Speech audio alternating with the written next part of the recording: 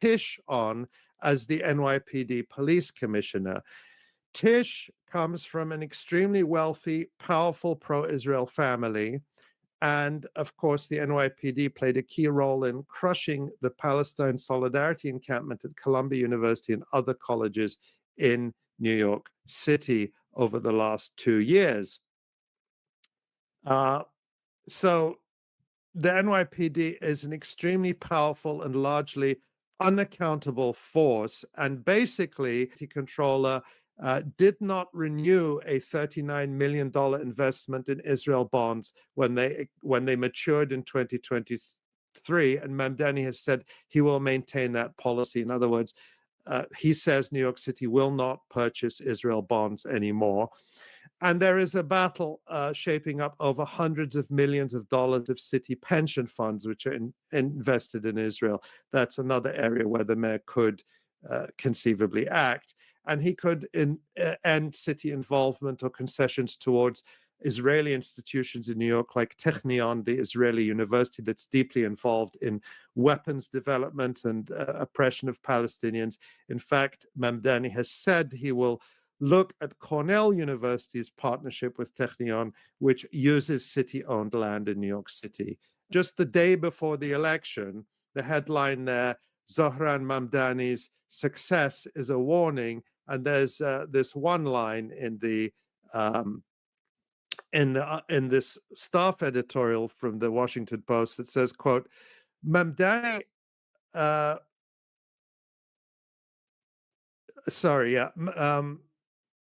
Mamdani has walked back some of his old positions, but never very convincingly. While he apologized to the NYPD and said he would retain the current mayor's police commissioner, he recently admitted he hadn't spoken to her since making the offer. So that concession wasn't enough for the Washington Post. And then they say, and while he no longer defends eliminationist rhetoric about Jews, he remains fixated with Israel. I mean, there's so much dishonesty in this. First of all, he has never used eliminationist rhetoric about Jews or defended it. And he has not been fixated on Israel in this campaign. It is his opponents who have been fixated on Israel and who insisted on making this campaign a referendum on Israel. And the absolute lie about him engaging in or defending eliminationist rhetoric about Jews is exposed by none other than the Times of Israel. Take a look at this article in the Times of Israel, which was published after he won. The headline there, facing an anti-Zionist mayor, Mamdani's election win puts New York Jews in uncharted waters. Now, this is a story designed to feed the scaremongering. But even here, the Times of Israel has to admit, quote, his condemnations are solely aimed at Israel and Zionism, not at Jews or Judaism. That's the Times of Israel. Perhaps the Washington Post editorial writers should read the Times of Israel. The academic Shibli Telhami, he says, and I think this is really some astute observations. He says, deep down, Israeli leaders likely know that Mamdani won not despite his support for Palestinian rights, but partly because of it. And Shibli Telhami points to this tweet from Israeli official or former official Gilad Erdan. He is a former senior minister in the Netanyahu government. Is also the until recently the Israeli ambassador to the US, and then before that the United Nations. And what Gilad Erdan wrote, and this is very, I'll say why I think this is so important. He says, the mayor of New York is Zohran Mamdani. It's crucial to internalize this. An Israel hater who sees us as an apartheid state, who perpetrates genocide and does not recognize Israel as a Jewish state, was elected tonight to lead the most important city in the world, home to the largest number of Jews outside Israel. This is a dark day, a sad day for everyone who understands the immense importance of the alliance with the United States and is anxious about its future. Because what happened in New York could happen next across the entire United States, including in Congress and the White House. This is a huge warning sign. And Israel must wake up and implement a comprehensive plan to rebrand ourselves in the United States, a plan that will foster broad and deep connections with the younger generation and minority communities in the United States. So there's a lot packed into this tweet by Gilad Erdan. Why do I think it's significant coming from him? Because one of his positions about a decade ago, Gilad Erdan, was Minister for Strategic Affairs in Israel. And His job was to fight the boycott, divestment, and sanctions movement, particularly in the United States. And his job was to do precisely what he claimed Israel needs to do now, which was to rebrand it and to build support among minority, what he says, broad and deep connections with the younger generation and minority communities in the US.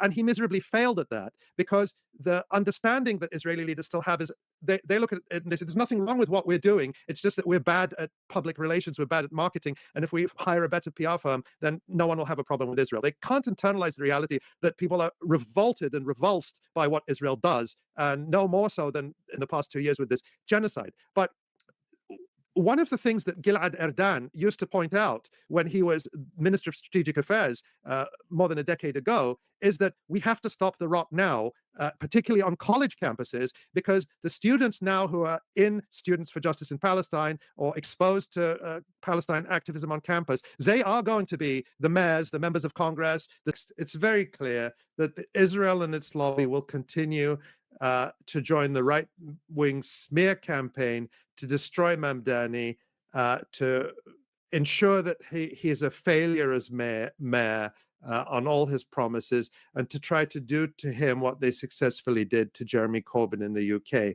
Already 2 major Israel lobby groups have announced efforts to monitor Mamdani, and we can expect an endless stream of smears and fake anti-Semitism scandals.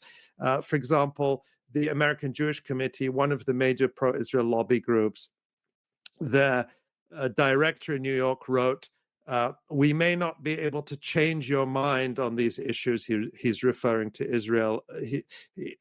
He wrote this open letter to Mamdani. He says, we may not be able to change your mind on these issues, referring to Israel. However, we will be vigilant in ensuring that New York City government and your position as mayor are not used to hold Israel to a double standard or to attempt to isolate Israel economically in an effort to dismantle the world's only Jewish state. So here we have the American Jewish Committee pledging to be a watchdog and a guardian for a foreign state, for the interests of a foreign country.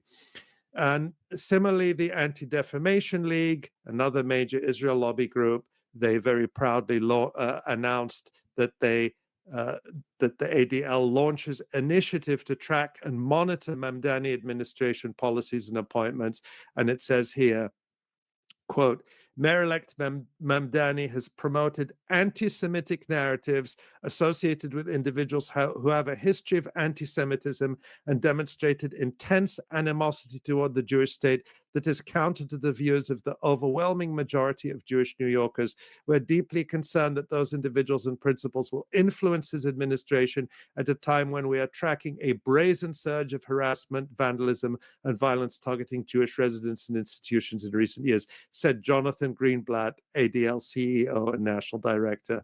So you can see that none of Mamdani's copious rhetoric condemning anti-Semitism, pledging to fight anti-Semitism, which I believe he is entirely sincere about. I've never seen any evidence